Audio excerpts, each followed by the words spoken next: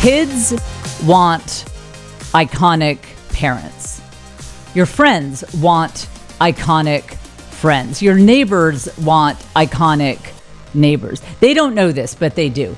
I've been doing an experiment with a friend of mine where when we start to beat ourselves up about something, instead we flip it and we say, that was so iconic of me. So normally when we leave messages to each other back and forth all day, every day. So normally I might say something like, I committed to get a few things done before I went to this one doctor's appointment today, and I just did not get out of bed. I didn't get it done. Now I'm behind. I have 5 emails about this. It's a real problem. I'm such an idiot. And we did an experiment where we replaced the phrase, I'm such an idiot, with I'm so iconic. I'm so iconic. I just could not get out of bed. You guys, this is one of the most life-changing things I've ever done. What's interesting too is hearing my friend say it also boosts my mood. Until we started doing this, I didn't realize how it was a very subtle, almost imperceptible energy dip when I would hear her, she is a great person. I know she's doing her best. She's a very conscientious person. She's a great mom. And when I would hear her just say things like, man, I'm just so lazy, or I'm just so stupid for not getting that done, or I just can't believe I screwed this up again. It's great to vent. I'm always there for her to vent, but I didn't even notice it, but it would just kind of drag me down a little bit, because in the back of my mind, it was like, but she's not an idiot, but she's not horrible, but she's not lazy. And whenever you are not in the presence of the truth, it always causes friction in your life. And what's interesting is when she flipped it and she would start to say, I'm so iconic that I was late for that thing. I'm so iconic that I did this and that. It boosted my mood to hear that talk. It puts me in a good mood every time she says it. And so this experiment was really perfectly timed, because I have recently hit a meltdown point with my health. I went into that on the Patreon Live that we did this past Friday. The replay is available. I have finally figured out how to use my Patreon for the proper purpose. It is all of the stuff that I don't want out there on Google, readily available, on the archive forever. And my ridiculous health issues are one of them. And I just didn't want to go into details publicly because I don't want it on Google. So you can join the Patreon. You'll have instant access to that State of the Dumpster Fire Live, as well as all of the previous ones that I have done. And let me tell you, by the way, it's not the blood clotting disorder. It's new. It's new because my health problems are a horn of plenty. They're the cornucopia. We have Thanksgiving coming up. That's like my health problems. I have an abundance mentality when it comes to health problems. It's like just when I kick one, I know that the horn of plenty will send me another one, and it will be weird. and it'll be weird. It won't be like, oh, I'm getting colds all the time. Ha ha ha. No, it'll be something weird for sure. Like, just to give you one example. You guys are familiar, and if you're not, new listeners, welcome to the lore. Earlier this year, I had a blood clot in a major vein. It was very serious. We thought I might die. I did a podcast episode anyway, so you are on the right podcast. I think that was the episode called My Diagnosis. It was January 26th is when I was diagnosed. So I think we recorded it that night, and then it was out the next Wednesday. I literally left the ER and sat down and recorded this podcast. So that's my level of responsibility. So here's how weird my health issues are. So you hear clotting disorder, and I bet you're like, oh, Jen, is it MTHFR? That's a common one. Oh, is it factor 5? No, it's factor 2. You're like, I've never heard of factor 2. Right. Nobody else has either, because I have to have weird health issues. I can't have issues that anyone has ever heard of or that you might expect I have. In fact, when I went to my new hematologist, I didn't have my records. Speaking of lore, regular listeners know why I didn't have my records. Just a little restraining order issue. Legally, they do have to give me my medical records, but after they banned me, you've really missed a lot if you're a new listener. After they banned me, they made it very difficult for me to get my records, and I was done with them. So I showed up at the new hematologist office and I was like, I am bringing you oral records. We are going back to like oral, pre-literacy traditions here. I don't think you need all that paperwork. I think I can just tell you what's going on minus the restraining order, threat of violence. Like that, let's skip that and let me just tell you. So when I told him I had factor 2, he said, I think you mean factor 5. And I said, no, factor 2. And he said, okay, that is really rare. Then I told him that I am homozygous for factor 2, meaning I have both copies of the gene. And he said, no homo. No homo. No homozygous. He's like, there's no way that you have both copies of the factor 2 gene. And I said, if I hadn't made one little joke on my podcast about gunplay, that I would have these records. I was like, you can test me right now. I am homozygous for factor 2. And he was like, okay, her parents met at a family reunion for sure, because no one has factor 2 and literally no one has 2 copies of that gene. So, hit the sound effect for record long tangent in setup. No homo. No homo.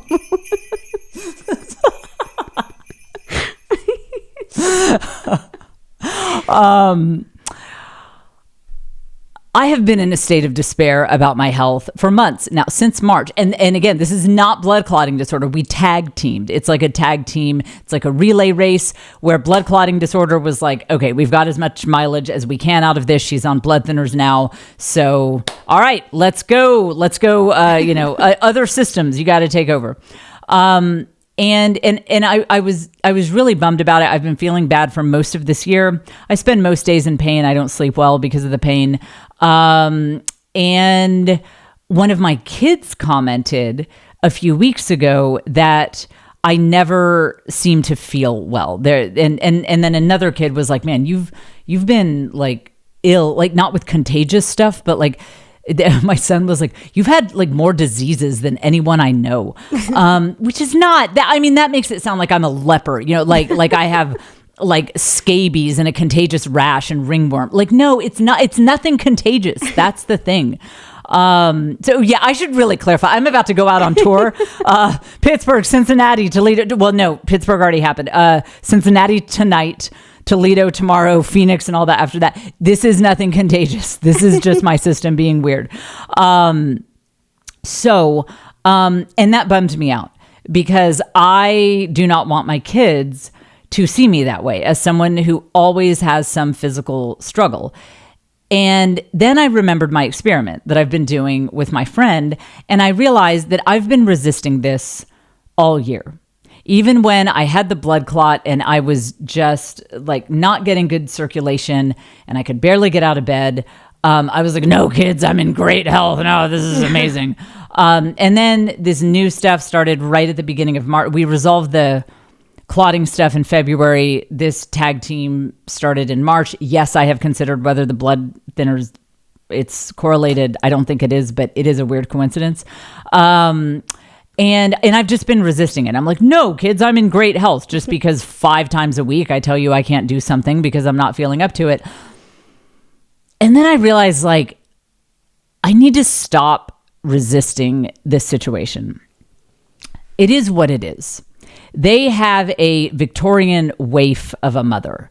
Like, the women in like the Bronte novels, in like an Emily Dickinson poem, like in Jane Eyre or whatever, where like they would get so upset about something that they would run out into the moors, like on a rainy day. But then because they spent 10 minutes in a kind of mild climate in a little bit of rain, then they would be like sick for 2 weeks and they'd be in a wheelchair and they had to be taken to the seaside. There is an archetype for me in my fragility. And I realized I think I need to just make it iconic. I think I need to just be like, yep, that's me. You have got a Victorian waif of a mother. I'm always in bed for one reason or another. New things causing me pain and problems every day. And it's kind of funny. Like it's kind of funny, isn't it? Like it's a little ridiculous. Ever since I had that flip, I do feel like I've been able to feel better about the kids seeing me constantly fight these battles, that it's just funny. It's like iconic. It's like, yeah, I mean, you guys have these other, your friends, yes, their moms are tan. They can be exposed to sunlight. They can go outside. They can play sports. I bet your friends' moms could like have fun at the lake and not have an anxiety meltdown from social anxiety. And I bet they wouldn't even have heat stroke. I bet they could do it. But that's not the mom you got. But I bring a different set of skills to the table here in this house. Like I might not be able to get up out of the recliner chair where I am under a electric blanket, which I can't turn too high because that could exacerbate some of my issues. I'm actually not kidding. I am that fragile. I'm that fragile that I can't turn the electric blanket all the way up because it might exacerbate one of my current health issues that I was talking about on Patreon. So that's when you're not like a rugged person, when you have to monitor your cozy, fluffy electric blanket use. It honestly is iconic. Like it's getting to the point that it's fabulous, actually. So that is what I've been thinking about. And I want to be clear, we will go into this more later. We're still in setup. I mean, you get more value out of the setup of this podcast than you do from like 10 other podcasts combined, and for the entire episode. Saying that something you're doing or something that's going on with you is iconic doesn't mean that it is objectively good, and it doesn't mean that you want to keep this situation in your life. I wish I wasn't. I wish I did have more energy than a Victorian woman in a corset dying of tuberculosis. Like I do wish that were the case, but it's not. And so it's about accepting who you are, whether it's a fault or whether it's your circumstance, and finding the fabulous in it, even if you are also trying to change it and you're trying to be better and get better while you're doing it. But as I found with my friend and listening to her talk about herself and talk about her day, it is an incredible natural energy boost to have your inner dialogue constantly replace your negative self-talk. Like, man, I screwed that up again. Oh, spent too much money again. To have to replace, instead of I'm so bad with money, I'm so whatever, to replace it with I'm so iconic. Like TikTok shop got me again. So iconic. Again, doesn't mean you don't want to change it, but it's just a change in self-talk. As usual, we will get to the main topic, which is that in the second half of the show. In the first half of the show, I'm overjoyed to get to the beginning topic for this episode. Very, very excited about that. Welcome to the Jen Fulwiler Show. We publish new episodes every Wednesday morning. I am Jen. I am coming to you from Austin, Texas. And this is the podcast where you learn the art of the village hustle. That is being a hot girl boss who knows that love and family and community are the foundations for all true success, or hot boy boss. This is also the podcast where you realize you are not failing nearly as much as you think you are. You are just living in unnatural circumstances. If it feels hard, it's because it is hard. I am a best-selling author, stand-up comic, and mom of 6, and I am coming to a city near you very, very soon. She was dropped by her agent and manager on the same day. Iconic. Now she's entered her villain era, and she's back on tour anyway. Jen Fulwiler.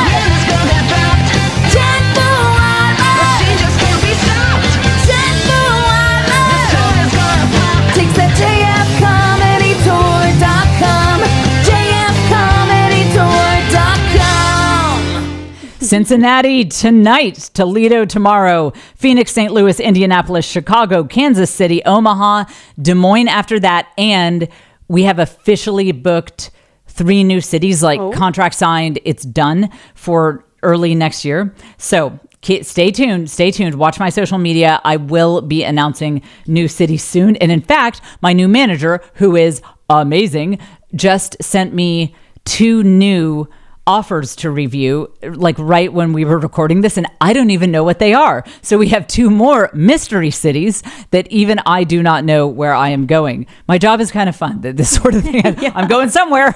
It'll be great. I mean, I couldn't even guess region. Is it California? I had a great show at the Portland Helium. Maybe it's, I don't know, or maybe it's New York. I don't know. So very, very excited about that. Okay. Patreon.com/thisisjen is, I forgot to give you that URL earlier. That is where just this past Friday, I did the live chat where I shared my health issues, and then an update with our family. We have something going on in our family. I can't talk about, I will talk about the family thing here on the podcast, but I can't yet because I'm worried about getting in trouble with someone. We did something that was stupid. Iconic. See, we're trying to change her. Yeah. But the people we're involved with would think it was really stupid and not iconic. They would not agree with that adjective. That is why it is on the Patreon. Patreon.com/thisisjen is where you get in on all of that. That link is also in the show notes. Just a brief thing before we get into the intro topic that I am thrilled about. Thrilled. So great. Just before Caitlin got here, I saw someone lamenting the fact that social media has killed our attention spans. Social media has killed our attention spans. That's what people always say. Mm-hmm. Has it, or has it raised our standards? Do you guys remember 20 years ago when you would have to spend 30 minutes on the Food Channel for someone to show you how to make a salad, and it would be interrupted 5 times with ads for hemorrhoid creams? Yes, thanks to my use of social media, I do expect to get that information in 15 seconds now. No hemorrhoid cream ads in the middle of it. And I don't think it's because my attention span is ruined. I think it's because my standards have been raised. I learned some really interesting stuff about the history of the Roman Empire and Caligula. And did you know that Cologne is the only city, definitely in Germany, maybe in Europe, that's named after a woman? No, you didn't know. I learned all of that in 30 seconds on one TikTok. And so, yeah, I do kind of have different standards of how long it should take to get information into my head. I'm sorry, the poltergeist door is making noise. And so I think it's fine. I don't think these mics are really picking that up. Okay. As long as they don't get louder, I think it's fine.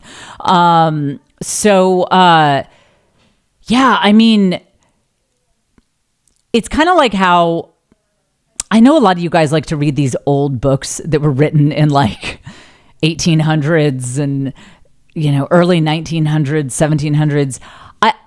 One thing I realized about myself is it's hard for me to get into books that were written before the word processor was invented, that were written before computers. And especially for books that were written before photography was widespread, because it kind of makes sense if you are an author writing in 1880. And you are talking about the seaside. Well, if someone ends up with your book who has lived in Nebraska their whole life, they don't know what you're talking about. They've never been to the seaside. So you need to spend all of these words talking about, well, there's salt in the air and there's a wave. A wave looks like this. And I guess you know what a wave is. Well, whatever. The point is, if you're going to describe a narwhal back in the day, stick with me, guys. This podcast is nothing but excellence. If you're so you're a writer in the 1880s, and you're like Jacoby Jinkelmeyers was on the beach and a narwhal washed up on shore. Well, you have to describe what that is, because someone living in Nebraska in 18 whatever does not know what a narwhal is. Now, you can kind of skip it. Like, that's like kind of a blob and it looks like, a round unicorn. You could just skip it, like really quickly hit it, because people can Google it if they want to know, or they may have even seen it for themselves. But, people back in the day, I mean, they didn't know. So there are all of these words, like extra words, like, okay, look, I know what a savanna looks like. You don't have to describe it for like 4 pages, like skip. So when you read a book today, think of a book that was published in the past 10 years, 20 years that you really enjoyed. You have to admit that would annoy you if they talked about walking into a forest and spent 4 pages describing what this forest looks like. It's like, I got it there. So what happens next? And so we have accepted that with the evolution of literature, that we want the author to get to the point more quickly, because in this day and age of the proliferation of travel and photographs and video and all of that, like we don't need as many descriptions as we used to.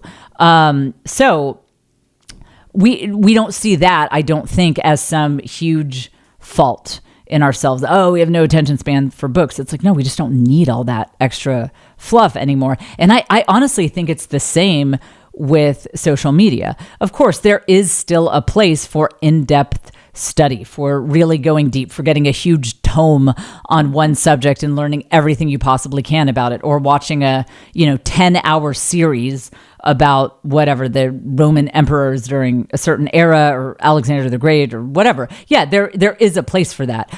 I finished this audiobook. It was like 10 hours. I think it was just called Alexander the Great. I almost cried when it was over. It was so good, so good. And so, yeah, I spent 10 hours with that one subject, but what got me into it was like a 10-second TikTok I found, or maybe a 30-second TikTok on that subject. So I think a lot of times we are tempted to think that all of this new stuff that makes our life easier is worse. It's like making everything worse. I think we need to question that. I think we need to question, is it worse, or are our standards higher? Do we just have less tolerance for having our time wasted? That's my take on that. Okay, here's the real intro topic. A certain listener of this podcast, who is one of the most respected and famous women ever, she and her husband had AI gather, I guess, like they had AI listen to my past few podcast episodes, create a glossary, create a study guide based on my wisdom. And I don't know if you've heard about this, but Google has a thing now where you can give it a whole bunch of information and it will create a fake podcast based on that data. They recommend it for students. Like, you could do a whole PDF. If you're studying chemistry, you could feed AI a 20-page PDF about complicated chemistry topics, and Google would create an audio podcast. It sounds so much. It sounds so much like a podcast. Even with and oh really, it sounds so legit. It's creepy, but it really helps you learn because it just feels and sounds like you're listening to a podcast. They did that. They made an AI podcast about this podcast. What? I don't even need to make money on this podcast. I'm happy to lose money on this podcast because of I don't have like premium dollars coming in from it, but I have premium listeners. So this person, I'm going to shout her out whether she wants to be associated with this mess or not. So she is Kelly Evans. She is the daytime anchor on CNBC, and she is a fellow member of the Breed Recklessly Club. She has 5 young children. I am pretty sure that her oldest is 5, maybe 6. He is not a day older than 6 for sure, but I think he might be 5. And she has 5 kids. Daytime anchor on CNBC. For those of you who also have children, could you have gone on national television and talked about the futures market and what's going on with the Dow and it's so funny because I can't even ape the words that she says. I don't even know like the Yeah, I only know Dow. I don't think I know the Dow Jones. That's a stock market. Somebody shorted, like this guy, he shorted the stock. And now that impacts the Dow. I can't even, I mean, there's not, but she does that. She's on the air for hours talking about these insanely smart things. And one time, not too long ago, a few months ago, I was at an airport and they had CNBC on, and that was her. And the guy next to me was watching it. And I was so proud. I was like, oh, love the new haircut, girl. And he's like, why is this woman talking to the TV? And then I just said, kind of like as an aside, I was like, that's just my friend. I know her. No big deal. I am godmother to one of her children. So, and he wasn't picking up on it. And so, I mean, I almost had to shake him and be like, I'm sorry. Did you know? I know her. Okay. So that's like, she's a friend of mine. So Kelly Evans, daytime anchor of CNBC, did this. So I just want to ask the other podcasts who make 10,000x dollars per episode than I do. No, I'm kidding, because 10,000 times 0 is still 0.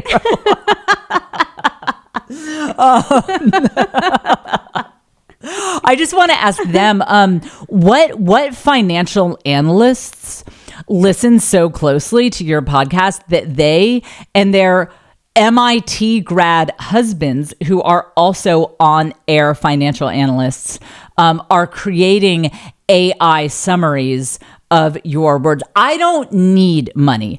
I get paid in affirmations from Kelly Evans and her husband, Eric. That's all. And if my husband heard that, he'd be like, well, we need like a little money. Like, no, I only need affirmations from Kelly Evans. I don't keep your money. All of you, don't go to the merch shop. I very spontaneously put up a merch shop. Link is in the show notes, but I don't want your money. You're not allowed to buy anything on the merch shop because I only care about Kelly Evans' affirmation. Okay. So the first thing AI did was it created a glossary of terms. And yes, I am going to play the audio summary of the AI robots talking about the Jen Fulwiler show. I think my favorite thing that Caitlin, pull up so JF on youtube.com. You can see this. This is the screenshot Kelly sent me. Pull up the one that it's the glossary. Yeah. Okay. So AI listened to the past few episodes of this podcast. Here were the key terms it felt like you needed to know. Villain era, trad man. That was number 2 on the list.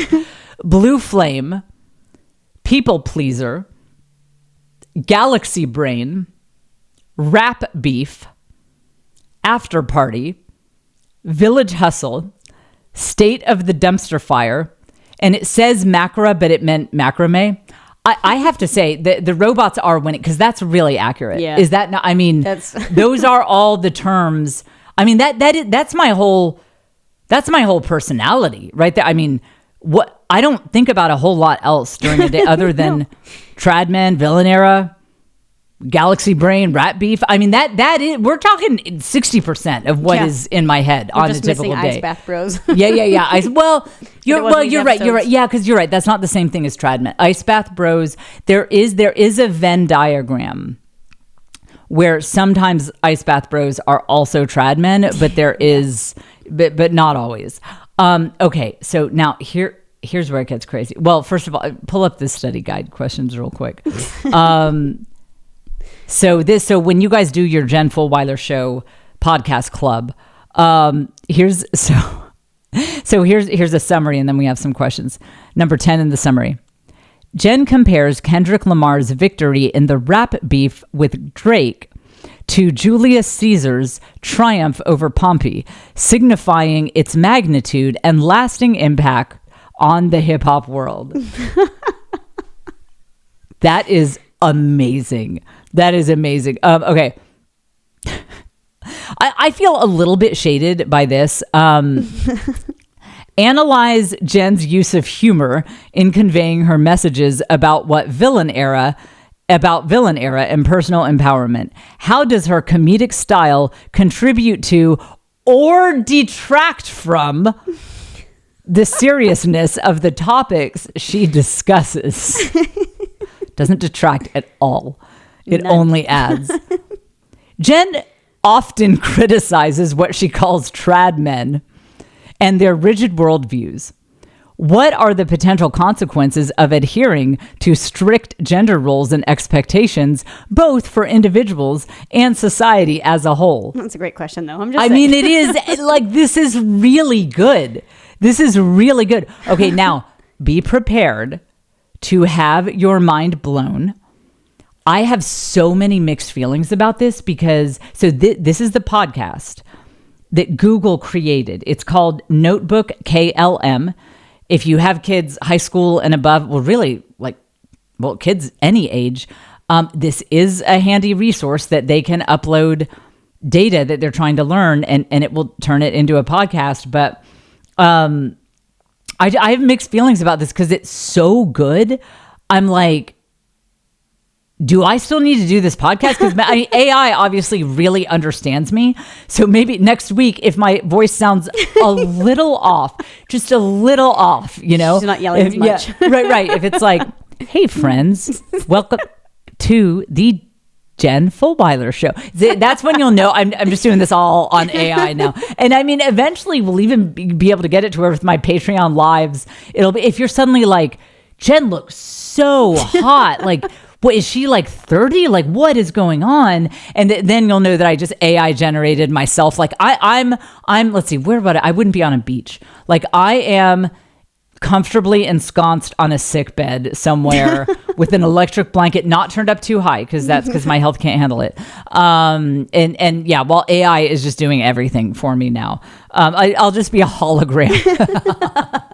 On my stand-up comedy tour. All right, get ready. Here it is. The Google's Notebook KLM version of I actually haven't listened to this whole thing, so we'll listen to like 30 seconds together. It is a 5-minute podcast summary of the topics that I talk about here on the Jen Fulwiler show. All right. You're just scrolling Instagram and like, bam, there it is. Some mom of 9 claiming her sanity depends on a refrigerated salad bar. Only Jen Fulwiler, right? Seriously. Makes you wonder, though, is there like some secret mom magic in pre-chopped veggies? We're diving into a few Jen Fulwiler show episodes today. This is AI! Well, outrageous stories actually have some wisdom about this whole motherhood thing, the mental load of it all. That's how she uses the funny stuff, right? Yeah. Guys, the robots are going to win. The robots are going to win. Yeah, it's a riot. Total exaggeration. But it's that deep down craving for systems, for help, that so many moms feel. If I could just organize my way out of this chaos. Though, remember when I tried those homemade chicken nuggets? Oh, no. My kids took one look, demanded the frozen ones back. See, that's Jen. Systems are great, but kids are going to kid. It's not about perfect solutions all the time, more like accepting the beautiful mess. Speaking of mess, she's got this line that made me stop and think, you're not a bad mom, you're just poor. That one. Now, before AI the emails roll in, wait. she doesn't mean... AI is quoting me now. Guys, What? okay. I hope that you see JF on YouTube.com. I hope that you see the way Caitlin and I are looking at each other. We're just like... There's no way that's not a person. This is freaking me out. My mind is so blown. Well, yeah, and I'm okay. Here's what's insane. All they did was give AI the podcast episodes, but the AI chose the things that would probably stand out in your mind that like you're not like, because I've had people DM me on Instagram and be like, oh, Jen, yeah, you're not a bad mom, you're just poor. Maybe they were AI bots. These people who I consider my friends, like they've been podcast listeners for years, they've always been an AI bot. But it's just like, yeah, that I know that stood out to people because I've heard people commenting on it. And then this AI podcast is talking about it. And listen, so you guys know I'm a comedian. If I were listening to this, I might be expecting the bit, like, oh, this is a joke. Like this isn't, you guys, this is not a joke. Google Notebook. Oh, it's not Notebook KLM. It's Notebook LM. Notebook LM. It is a Google thing. This is legit. There's not like a bit at the end of this. This is truly AI. Okay, I just have to listen to a few more minutes. This is insane. Actually poor, it's more. It's meant to make you think. It's about this expectation that moms should be joyful all the time. And when cleaning yogurt off the ceiling doesn't spark joy. The guilt spiral is real. Right. I used to hide laundry piles before play dates. Like, I was the only one who couldn't keep a spotless house with toddlers. And the AI robots have a backstory. Yeah. The AI robot is they have saying fake AI kids. she has a more interesting life than mine. The AI robot is living a more interesting life than mine. She's talking about how she used to hide laundry before play dates. She's funnier than I am. Wait. AI is funnier than I am. AI has better stories than I do. Oh man, we're all out of jobs. Like, I don't care what you do. Wrap it up. You thought they couldn't come for you, but yeah, I know, because I was always like, I'm not out of a job, because my platform is about like funny personal stories. Oh well, now the robots have better funny personal stories than I do. This is freaking me out. This is freaking me out. Things used to be different. Like the village, it wasn't a cute saying. It was how things were. Yeah. Shared resources, built-in support. Versus now it's often solo, juggling work, home, emotions, with way less help. And that pressure, it builds. Oh, yeah. Jen's really honest about how it hits her physically, too. That mind-body connection is huge. There's this book, The Body Keeps the Score. It's about this is freaking me out! They come out somehow. They do, as physical symptoms. And Jen talks about that firsthand. Yeah. Stress, fatigue, even feeling like she has some mystery illness. It's a lot. It is. Makes you realize you're not alone in those moments. And admitting you're not okay, that's vital. Absolutely. That's the first step. And she has a name for that feeling, you know, pushing it down, being good to the point of burnout. Good girl hangover, she calls it. I know that. I don't think I said that. Right. And you hit a wall eventually. Did I say good girl hangover? Oh, I didn't. But by the way, now I'm going Now we to. are. This podcast is literally better than mine. The AI robots are creating a better podcast than mine. Good girl hangover.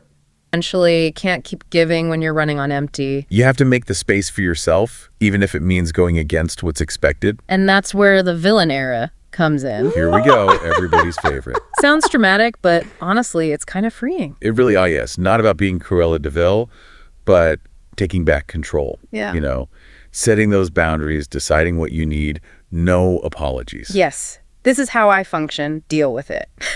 Even if it ruffles some feathers. Like that story Jen tells about dropping her daughter off at college. Amidst the chaos. Total career meltdown happening, but she owned it. Instead of pretending, which we've all done. Oh, 100%. But she let herself feel it, career stress included. Yeah. And it gave her freedom unexpectedly. You guys, this is okay. So because everything has been so chaotic, we are recording this a couple days before I leave for this first leg of my tour. I've had my endless health issues. It has been a lot. I had only listened to like 20 seconds of this, so I am hearing all of this with you guys at the same time. This is truly a before and after moment in my life. Like I truly think I will tell my grandkids about the moment that I heard this fake AI podcast. I did not know that we are here with AI. And my son is specializing in the study of AI. I did not know that we are here. This is insane. Yeah. And it's putting me out of a job. It's better backstory, better good girl hangover. Like they're taking my mess of a podcast. I see new merch coming. Yeah. And then, wait, what if we sent this segment to AI where I'm talking about how AI freaks me out? Can the AI robot be self-aware? Like, would it be like, Jen is talking about us. We make her uncomfortable because she knows that we are going to put her and everyone else you know out of a job. I wonder, can the robots be self-aware, you know? Huh. Listen, this is freaking me out. Yep. Now I need to send oh my gosh, my AI obsessed son. I haven't sent him to this. I haven't sent this to him. This is crazy. So, yeah, this is the glossary of terms you need to know. If you are a new listener to this podcast, get your glossary. Villain era, trad man, Blue Flame, People Pleaser, Galaxy Brain, Rap Beef, After Party, Village Hustle, State of the Dumpster Fire, and Macrame. Well, you can tell when they did this because certainly AI would have cued in on crepuscular, the word that almost got my husband kicked out of the yacht club when they almost tried to subtract a point for his personal definition of that word. So obviously, I think that would have been in the glossary of terms. So yeah, that it's a lot to process. That the daytime anchor of CNBC created an AI podcast of my podcast that blew my mind. Do you listen to any other podcasts that where this kind of stuff is going on? You have to admit it's unique. You have to admit that there is nothing like this that exists out there. This podcast is irreplaceable, except for by AI robots who are funnier and have more interesting lives than I do. And by the way, there's more. I won't play the whole thing, but let's just listen to, okay, you know what? Let's listen to the end. So I'm about to move on to the next topic, but I just want to hear how the robots end their discussion of me in this fine podcast. Giving up everything for you. Right. It's okay to have needs, to have passions, to say no sometimes. You're modeling that balance, that self-respect for your kids. And Jen's great at that. She doesn't just talk, she lives it, right? Yes. Open about her own villain era moments and how it made her a better parent. It's refreshing to hear someone be so real about it. It is. No sugarcoating. You realize, okay, nobody has it all figured out. We're all just doing our best. No magic formula, no perfect mom award. Which is honestly such a relief to hear. It is. So permission to let go of that pressure a little. Embrace the beautiful mess. And yeah, sometimes that takes a little villainy. Boundaries, owning your choices, putting yourself first once in a while. Because ultimately you can't pour from an empty cup. To all the parents out there, especially the moms, you're doing amazing. And if you need a little villain era inspiration, Jen Fulwiler's your girl. Seriously. Thanks for joining us for this deep dive. It's been fun. Always a good time. I feel like I sense chemistry between these two robots. But, like, wasn't there a little romantic tension there? Like what? How are they sexier than me? We don't even have that good chemistry. Just kidding. Well, we're not gay yet. Yet. We'll see. Yeah, I mean, like, okay, so they have better chemistry than us, better sexual chemistry than we have. They're evidently better looking than I am. They got this going on, and they're funnier than I am, and they have better lives. So I have been bested by the AI robots, and now I'm out of a job along with the rest of you. Like, who isn't out of a job? Like, people who work in nursing homes. Okay, like maybe they're not out of a job. Professional alcoholic? I don't think they have that one covered yet. Yeah, but that's not paid. Trust me, I tried. We sound like AI robots now. Like everything we say, I'm like, how did that? Okay, how do listeners know for sure that this is really us and that Caitlin and I are not at a martini bar downtown and letting the AI robots do this whole episode? What they don't know anymore. At least, okay, you know what? That's why you have to subscribe to my YouTube channel. Because AI is not yet at a point where it can do visuals that well. That's something AI would say. Oh, but if you pull up the YouTube channel, you can see my mouth actually moving. Yeah. And what a plug that is. JFonYouTube.com is how you can confirm that this is not AI, and it's the only way you can confirm that it's not AI. This is honestly, I'm telling you, I will tell my grandchildren about this night that seriously freaked me out. Mm-hmm. Like chills. But tell your kids about it. You see how if your kid's struggling in math and physics and chemistry, have the robots do a podcast about it. It will sound very legit. Okay, villain era. This I had been meaning to talk to you guys about this for a while, but it really hit me when, as I said at the beginning of the show, I felt bad when a couple of my kids commented that I frequently have bizarre health issues. Again, I don't get sick very often. I don't have a lot of the things you might expect. Like I don't, a lot of women talk about like hormonal ups and downs. Don't have that. There's whatever you think I would struggle with. It's none of that. It's a bunch of weird stuff.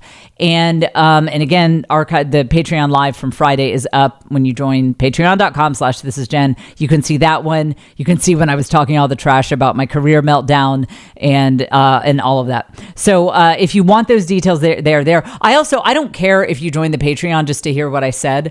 I'm not doing this as a money grab. Not totally anyway, but it's really like, I just don't want it on Google. And so that's why I put all this stuff on Patreon. So if you want to join and listen to that episode and unsubscribe, you are missing out, but you're welcome to do that. Okay. So I've just been pushing against this for so long, with first the blood clotting disorder, and then some of the chronic pain issues I had that were resolved by like the Dr. Sarno tension myositis or whatever syndrome, TMS is what they call it. Those were resolved, but then there was the legit blood clot stuff, and now there's this stuff that I'm dealing with that has left me in a lot of pain most days. I haven't gone 3 days without having to take Tylenol or something just to like be able to sleep and function. And I mean, a lot of times I'm like in pain and feel terrible on this podcast. It's just been it's been a mess, and I've been resisting that, especially with how the kids perceive me. It's like I want them to see me as strong and active, and I see Caitlin's laughing. Like, I don't know where I got that. Like, I should want them to perceive me as short and tan while I'm at it. Like, I live in Delulu land. I pushed against that for so long. And then with this iconic experiment that my friend and I did, I flipped it and I was like, you know what? Maybe I need to make it a thing. Maybe I need to make it fabulous and funny. And so I kind of started joking around with the kids about how I can't turn up the electric blanket too high because I'm too fragile.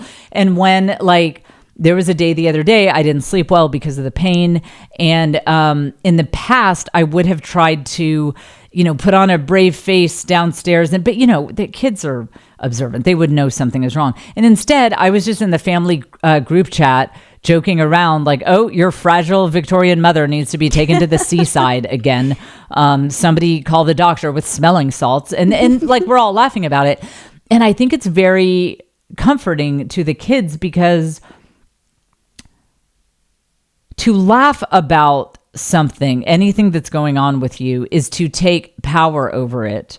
And that is iconic.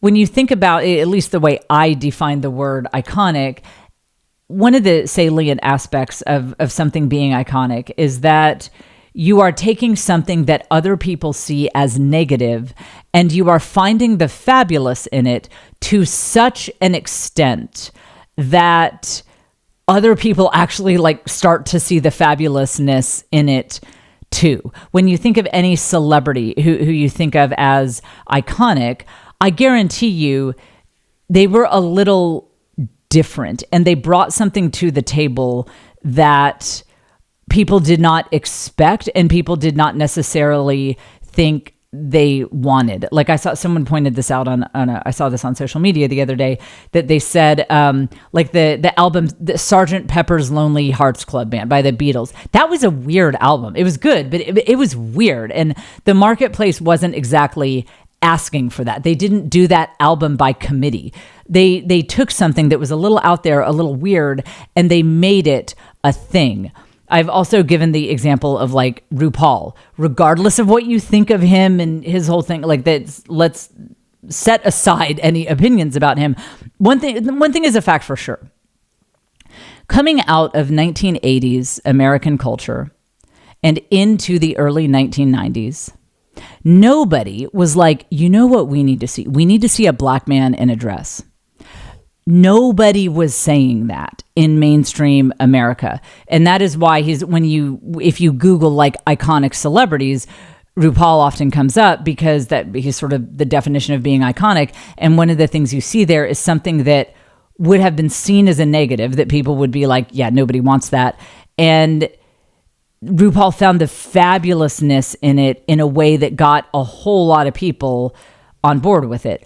And so, and again, you can historical figures who did great things. I mean, Julius Caesar, like iconic. Nobody was like, hey, I think you should cross the Rubicon and start revolution in Rome. But he did it, and he got a lot of people, not Brutus and his squad, but he got a lot of other people to be like, that was a great idea. We're glad you defeated Pompey, So that is the one of the salient things about being iconic is you take these things that are bad and stressful and that other people would resist and run away from, and you pour glitter on it, basically. That you just pour glitter on it.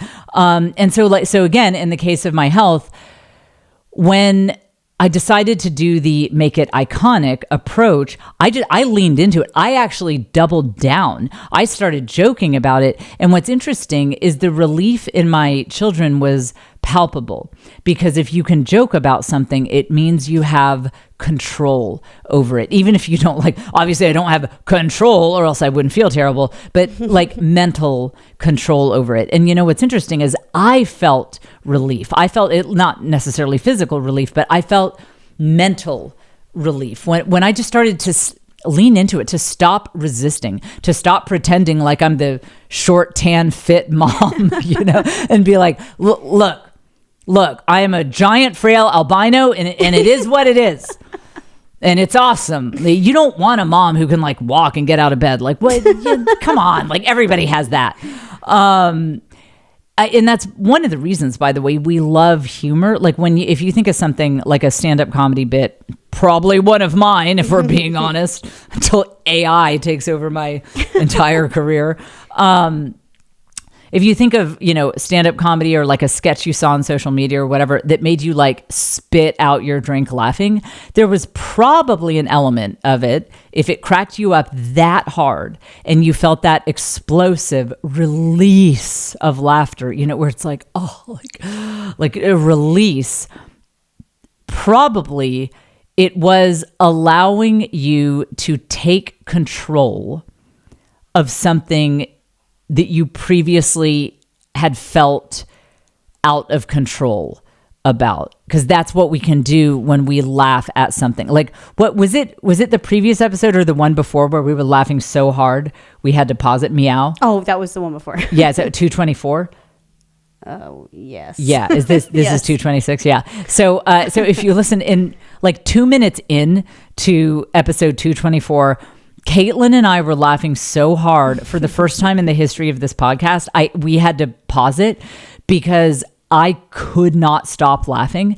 Well, what brought on that laughter is that I was in the middle of saying something. I said, as I was saying in a previous episode, and the cat meowed so loudly she hadn't made any noise. It was as I was saying, meow. Okay, so not to analyze humor, but we're going to.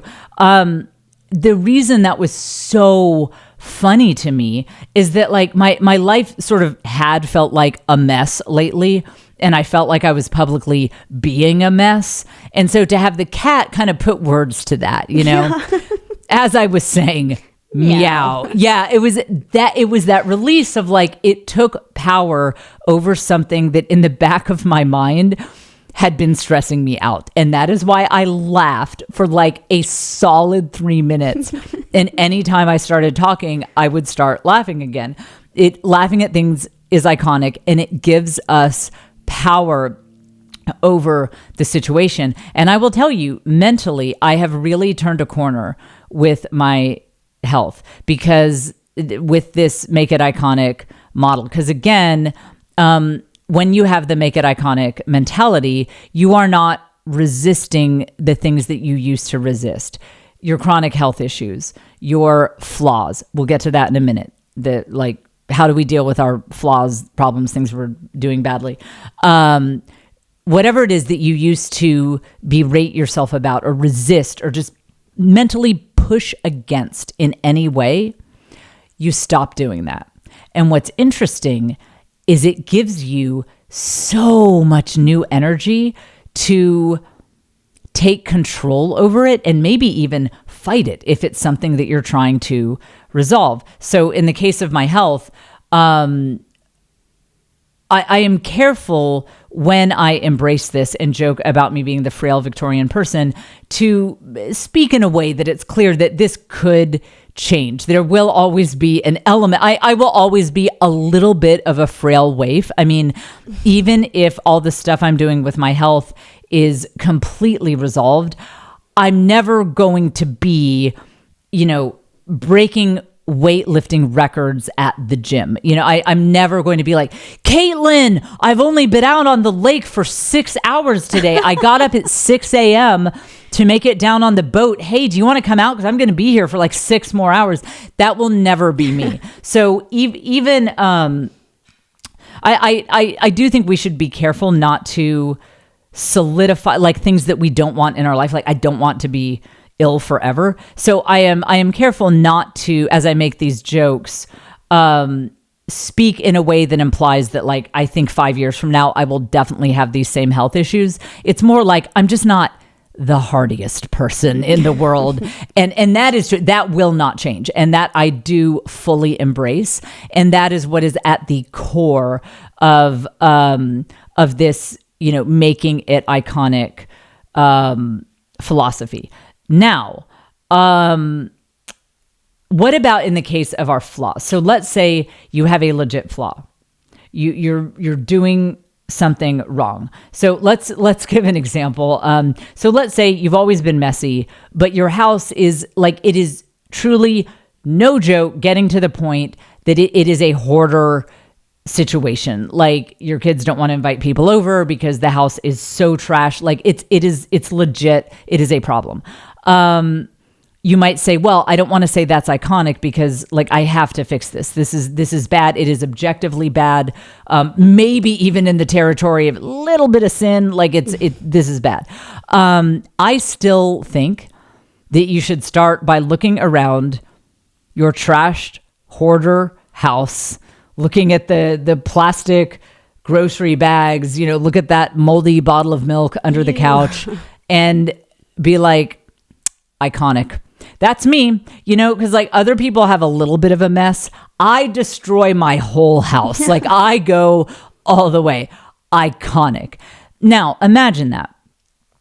Doesn't that give you a little bit of a sense of relief and empowerment if you do that kind of self-talk versus you walk into your living room, you have a moment where you realize, I have a problem. I need to ask for help. This is legit out of control. If you stood there in your living room and you were like, I am pathetic. Like, I'm pathetic. Nobody I know is a slob on this level. Like, what the blank is wrong with me? Like, this is disgusting. I'm disgusting. Well, does that give you energy to change it? Does that fill you with the boost that you might need to actually reach out to someone and ask for help? No, it makes you want to just, throw a candy wrapper on the ground and go back to bed. It makes the problem worse. And so I want to be clear that I'm not saying that by making it iconic and saying that what you're doing is iconic, that you're not saying that it should change. And you're not even saying there's no wrongdoing there. Like, let's say you use a bad tone of voice with your spouse. I think you can say, oh, it's like, I'm just so passionate, iconic, but but it was wrong and I need to apologize. That would also be iconic, that I have so much confidence that I can go to my spouse and be like, I got too passionate again and I am sorry. I am sorry. And I think that seeing the iconic root of the objectively bad thing you did gives you that boost of self-confidence and power to remedy it. Whereas, again, if you did the negative self-talk, like, I'm just such a bad person, I'm so rude, I can't control my temper because I'm just so weak, that just doesn't give you that boost, that energy to go put on your big girl pants and get back in that room and do what you need to do to make it right. And again, you won't see how powerful this is until you try it or until you see someone else try it. Again, listening to my friend talk about herself, it is wild what a boost it even gives me to hear her say, you know, again, like I left the laundry in the washer for like a day and it got moldy, and now like one of my shirts is like, I don't even know if we can salvage this. And she's like, I'm so iconic that, you know, I just have so much going on, and I'm an entrepreneur and I've got mom stuff going on. It's just iconic that I have so much on my plate that I ruined that really nice shirt that I got. And she would also make a mental note. Okay, I need to set a timer on my washer or on my phone or something so that this doesn't happen again. We're not made of money. I can't be ruining nice shirts left and right. So yes, resolved to change it. But with the self-talk that like there is an iconic root of the objectively bad thing. And the iconic root is that, yeah, she took on a lot and it made her feel a little overwhelmed. And that's like that, there is something iconic there, even if she wants to change it. And of course, all of this, like for your flaws, all of this is on a scale, like a moral scale. Obviously, like if you are currently driving around a windowless white van and working as an active serial killer, not iconic, not, you know, that you just want to resolve. So it depends. There is an extreme where it's like, maybe that one you don't want to find the iconic root of, but especially when it's the kind of thing you want to change about yourself, maybe it even is objectively bad. But it's one of those things that really drags you down, that you just feel depressed about yourself and about life every time you think about it. It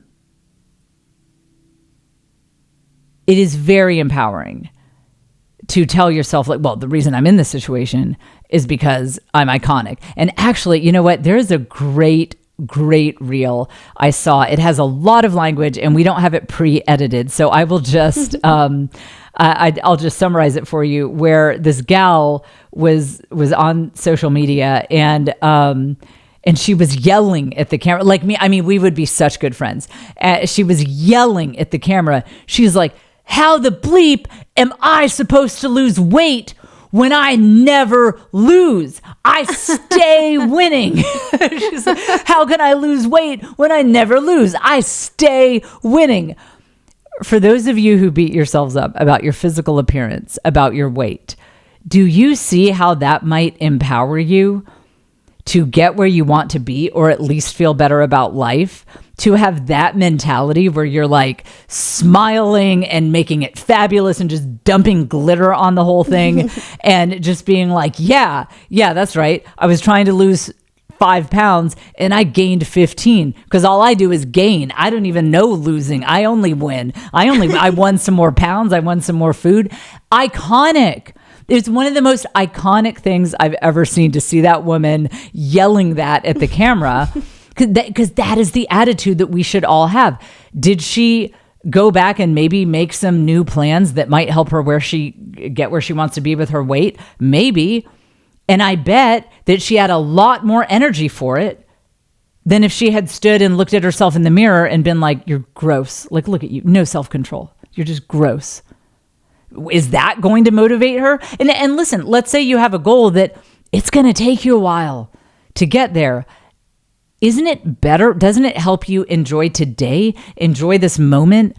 Enjoy the time with your family and the people that you love, to just stop resisting where you are and even stop resisting in like a toxic, dragging you down way, your flaws, to see the iconic spin on it while you are trying to improve and change it. You know, like a lot of people point out, and the more I go on in life, the more I see this is true. Like this is so cliche, but it's so true that the journey is the destination. As a very goal-oriented person, I really did spend a lot of my life in the I will be happy when mentality. I'll be happy when I get a publisher for my book. Okay, I got a publisher for my book. Okay, I'll be happy when it sells well. Well, it sold well. You know, I'll be happy. And there's always like a new when. And it took me quite some time to realize the cliche that like the journey is the destination, and it's about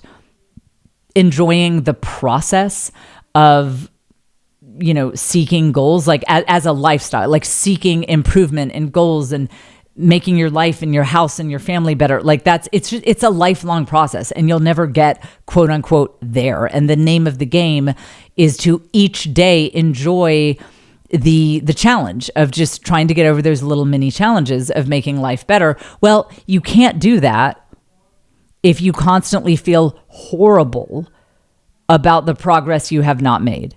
But when you can look at the progress you have not made and been like, well, I didn't make that progress because I'm too iconic, but we'll get to that tomorrow. Well, then you can actually be one of the really rare people who enjoys the journey and is not always holding out for the destination. This whole episode was AI. I'm kidding. See, but that's why now you have to subscribe to my YouTube channel so that you know that this is not just an AI voice, since evidently they're better than us. Gosh, join my Patreon. Come to my tour. We will be back with you next week here on the Jen Fulwiler Show.